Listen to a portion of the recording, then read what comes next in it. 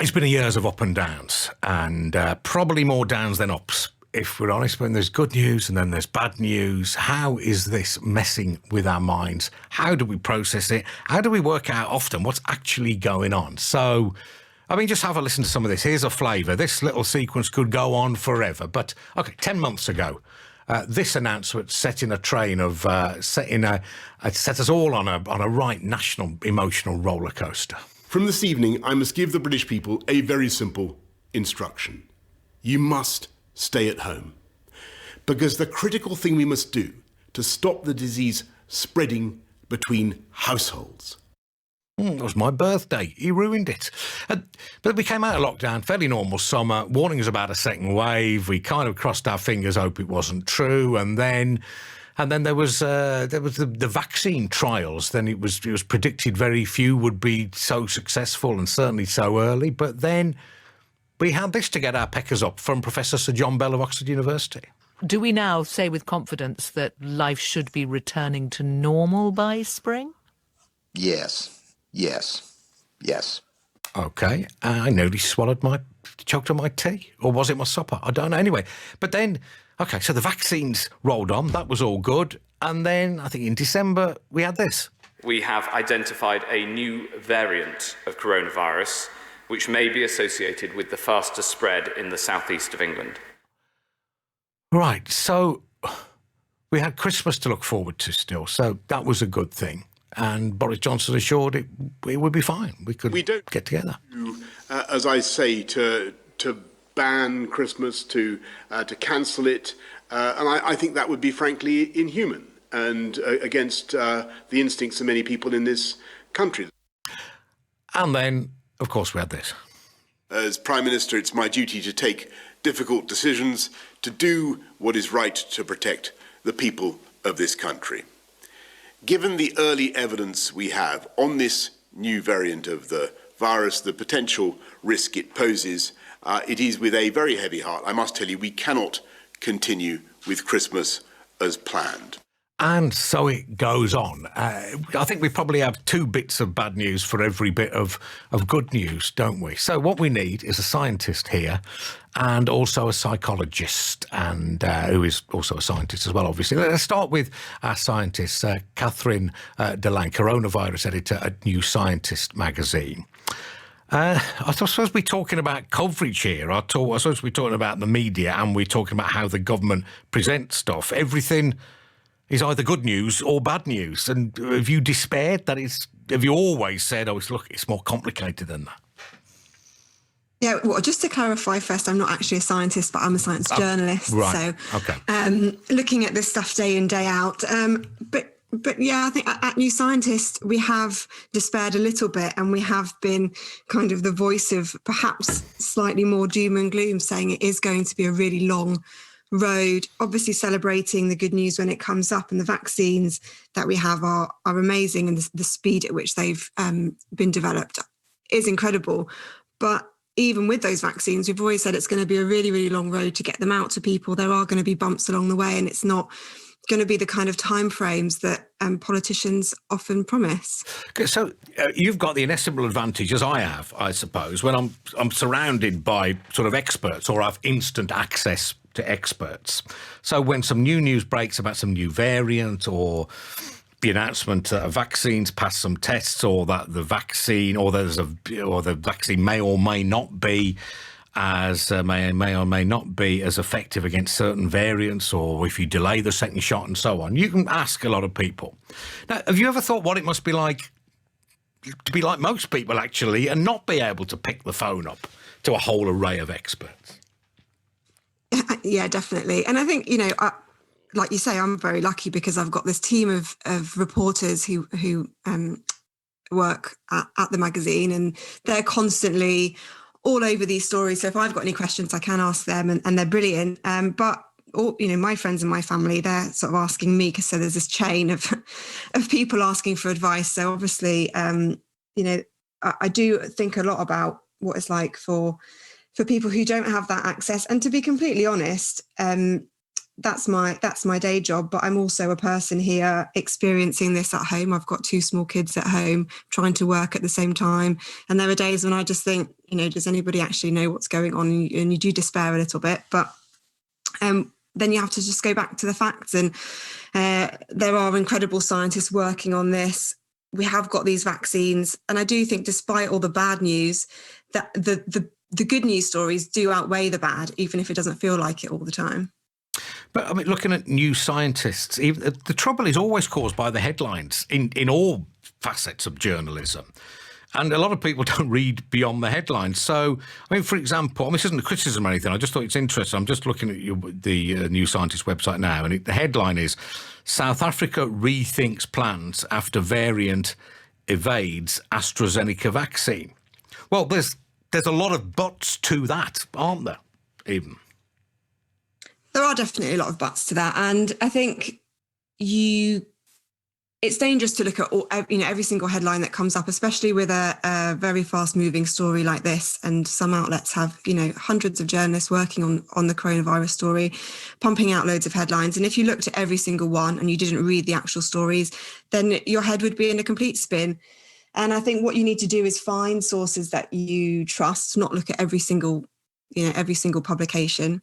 Find stories that you trust. And what we try and do is actually take a deeper look at some of this stuff. So we don't necessarily report every twist and turn in the story. We look at how it plays out over a week or two, look at what the trends are. Because the thing is that normally science happens a lot more slowly, and it happens sort of behind closed doors, and the research is validated by loads and loads of scientists. It's published in peer-reviewed journals before it even really gets out into the public. And here with coronavirus, we have something where it's completely new to humankind. So scientists are all over it, and they're working so hard and so fast, and that all that data is being shared with the public, which is great, and we need that. But it does create a very confusing message. So I think that finding sources that you trust, and then, like I say, we try and do a deeper kind of analysis. That means that we dig into the details, and we take all of those headlines and synthesize them. But if you do read the headlines only, then that is going to be worrying, I think. I must say, I've never looked at New Scientist before. It looks very good. I'm not a scientist. Didn't think I could. There's some interesting stuff on here. Female giraffes who hang out with friends live longer than loners. And here's my favourite one. Cannibal cockroaches nibble each other's wings after they have mated. Well, surely they eat each other if they're cannibal. I'd like to do an interview on that. Well, we'll be on to you for a number, whoever wrote that. I'm interested in that one as well. Listen, I'll come back to you shortly, Catherine. We've also got lecturer in clinical and health psychology at Swansea University, Dr Kimberly Dienes. How are you? Hello. And what is your advice to people who...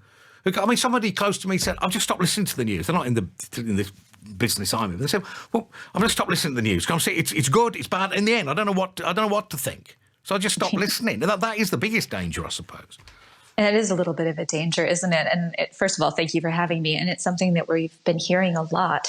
So what we're doing is research into public perceptions. We're trying to talk to people and find out how they're experiencing the very ups and downs that you've been talking. And wow, listening to all those messages all at once was pretty impactful, wasn't it?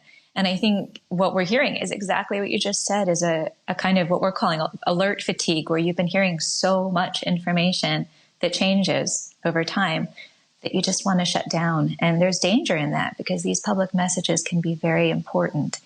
And so what we're trying to do is figure out how people are experiencing it, and how we can get people to both listen, but do what they need to do to take care of themselves. You have the public experience, and then you have what scientists and researchers like myself are doing, and then you have the communication. And Adrian, you're the communication, the media are the communication, right? They help us talk to the public, they help the public talk to us, and hopefully we can come to some positive messages here.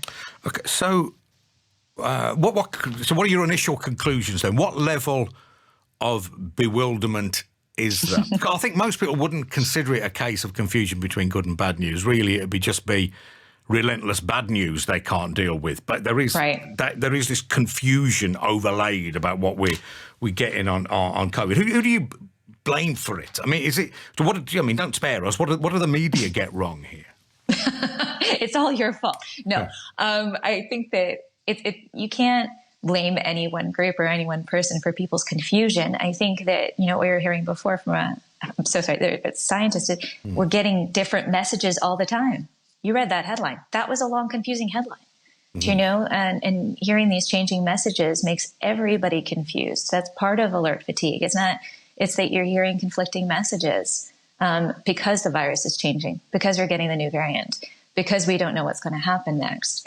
And what we have to do is hold on to hope, which can be very hard in the face of all of this. So I just wonder whether what we need to do to tackle it is somewhat counterintuitive, because you would think the answer is just to read everything and listen to everything and watch everything you can on it. But that might not be the best thing, because there's data to support everything. You just don't, to every angle on it. I mean, can you do anything just to restrict yourself, just to, I don't know, to one straightforward, in-depth radio bulletin a day? Or, I don't know, one newspaper that hopefully comes at it as neutrally as possible. Is that an answer? Well, I think that's an interesting answer to have. And, you should probably just say, just listen to 5 Live. That's all you should listen to. Yeah. But I think what can help is noticing how you're reacting. So if you are listening to news, if you're on Twitter, if you're on Facebook, if you're getting all of these messages and you start to not feel good, if your mood's, I'm a clinical psychologist, try to notice when you start getting sad, when you start getting overwhelmed, and stop. Go do something else. Go do something that makes you feel good, and limit it. Perhaps limit it to one source, or perhaps limit the time that you spend paying attention to the big picture, and instead focus on yourself and your family and your household for a little bit to try to feel better, and focus on the little things that make you happy, those small things that you can control, that you do have agency over. And then when you feel better, you can turn back to that big picture and take a look at a source you trust. And it's very important to find those trustworthy sources, I think. And to what extent will people only take on board what they want to believe, if you see what I mean? Is that part of the human condition? Absolutely. So, we have a lot of biases in how we respond to information, right? And how we deal with the world around us. We call them, the fancy terms, heuristics in my field, or attitudes. We have ways that we filter information to fit in with what we believe and to fit in with what we already know. And so people are going to, in some ways, hear what they want to hear. And I think we've seen a lot of examples of that. We have an ex-president who's especially strong in that in my home country. But I think that people should try to be open-minded to new information as much as they possibly can, especially when we're dealing with information that's so new to all of us. It's a novel pandemic for a reason, so a lot of the old ways of responding that we have don't work.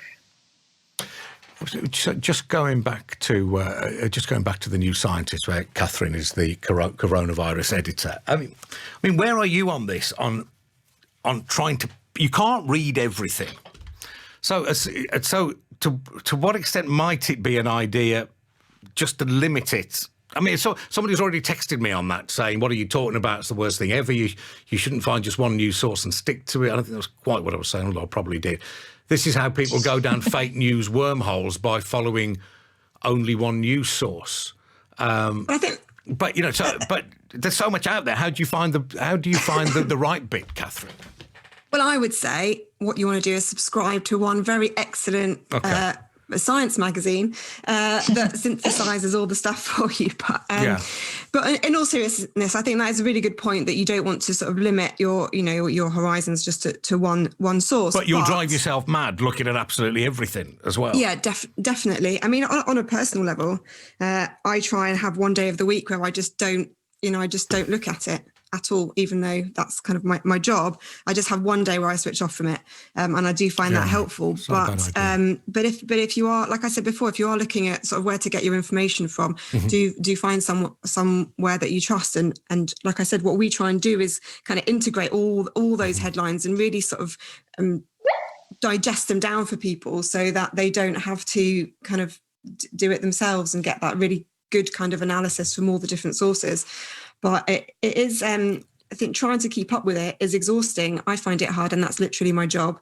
I feel like you sort of every year, every sort of coronavirus years are like dog years. I feel like I'm aging kind of 7 times faster, trying to keep on top of it all. And nicely put. You want to get new scientists to look into that, whether you are starting to live by dog years now. That would be a good item. I'll put that on the list. Okay. All right. It's lovely talking to you both. Thank you very much. Catherine DeLang from New Scientists and Dr Kimberly Dienes from lectures in psychology at Swansea University. We're talking to all the best. We're talking to an expert on class and food a bit later. Kat, is it Kat joins us from Glasgow? What would you like to say about this? What defines you? Well, I was brought up having tea in the afternoon. What, in the afternoon or the evening? It was sort of halfway between the afternoon and the evening, and I certainly eat a lot later now and call it dinner. So it changed as soon as I left home. I was brought up in the 1970s and 80s, ate a lot of processed food, lots of ice magic, and it certainly turned into dinner once I left home, and it seems to be that I do that all the time now. Just it's lunch and it's dinner. Okay, so are you saying you've become sort of gentrified, to use a somewhat sexist term, then, by you've moved from tea to dinner, and you've maybe left the Findus crispy pancakes behind and so on?